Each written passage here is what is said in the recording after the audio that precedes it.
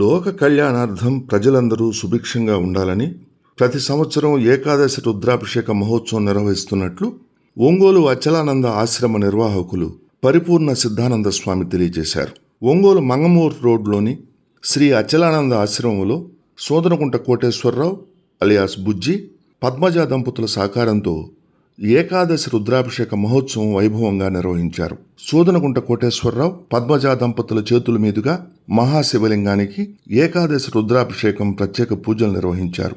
ప్రతి సంవత్సరం కూడా ప్రముఖ వ్యాపారవేత్త సోదనగుంట కోటేశ్వరరావు, పద్మజ దంపతులు తమ ఆశ్రమానికి వారి వంతు సహకారాన్ని అందజేస్తున్నారని పరిపూర్ణానంద స్వామి తెలిపారు. ఈ కార్యక్రమంలో పలువురు భక్తులు పాల్గొని స్వామివారిని దర్శించుకొని తీర్థప్రసాదాలు స్వీకరించారు. తదనంతరం భక్తులకు అన్నప్రసాద వితరణ చేశారు.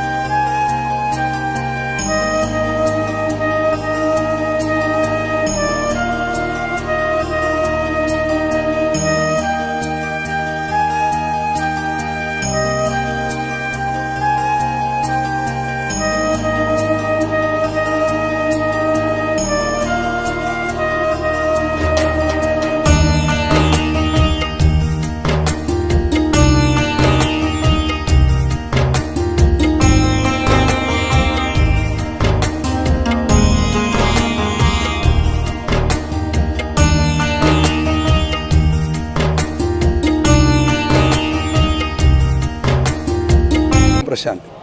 పరిపూర్ణ ఆత్మోదలని 50 మంది భక్తులు శుభాహ్వానం. మన యొక్క అచలానంద ఆశ్రమంలో ఈరోజు పరమేశ్వరుడికి అభిషేకం జరుగుతున్నది. ఏకాదశ రుద్రాభిషేకం జరుగుతూ ఉన్నది.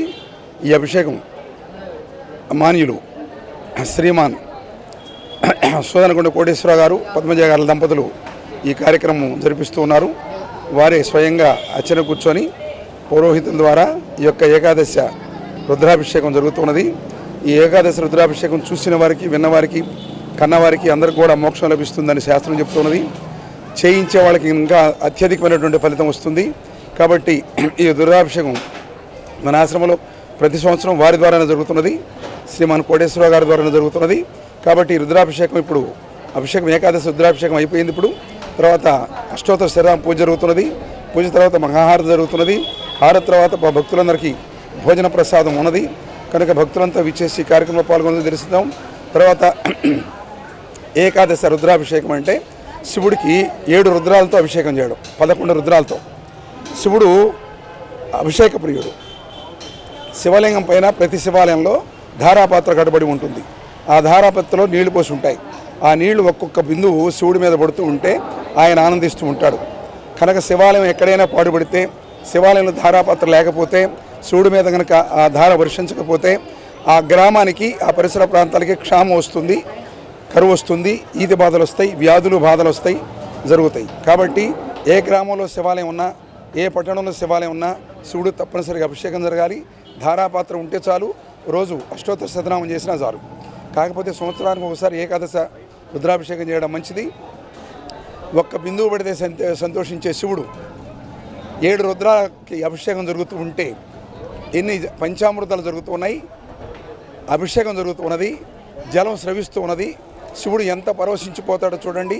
ఈ కార్యక్రమం ద్వారా ఒంగోలు పట్టణం మొత్తం కూడా ప్రజలంతా ఆయుష్, ఆరోగ్యము, సుభిక్షంతో, ఆయురారోగ్య ఐశ్వర్యాలతో, సుభిక్షాలతో వర్ధిల్లడానికి ఇదొక మహత్తరమైనటువంటి కార్యక్రమం.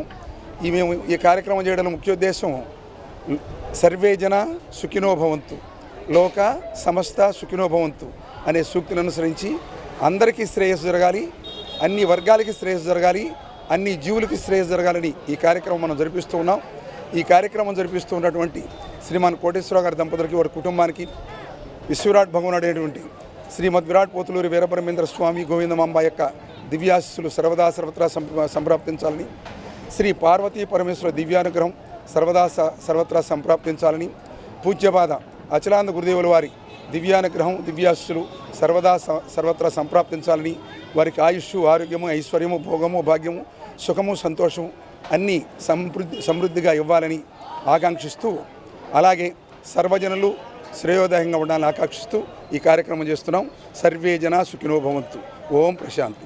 15 సంవత్సరాల నుంచి వస్తున్నాను. గురువు గారు అచలానంద స్వామి గారి ఆశీర్వచనంతో నేను ఏ వ్యాపారం చేసినా, ఏది మొదలుపెట్టినా స్వామి గారి ఆశీస్సులు తీసుకొని మొదలు పెడతాను. నాకు అన్ని వేళల్లో ఆయన ఆశీస్సులు అందుతాయి. ఆశ్రమానికి నా శాశక్తుల అభివృద్ధి కోసం కృషి చేస్తానని మనస్ఫూర్తిగా తెలియజేస్తాను.